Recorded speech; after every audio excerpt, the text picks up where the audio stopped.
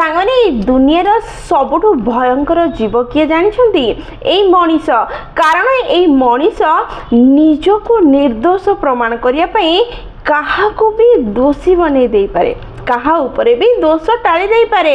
यही मूर्ख मनीष यही स्वार्थपर मनीष निज स्वार्थ को पूरण करने काहाको भी बलि दे पारे। तेणु काहा उपरे विश्वास करने आगु क्या भरोसा करने आगु निश्चय दुई थर चिंता करंतु कारण जदि आप बिना चिंता करी काहाको भरोसा करेंगे यही कली जुगरे यही स्वार्थपर दुनिया रे आप धोखा खाइबा आ दुखी होगा पड़ो।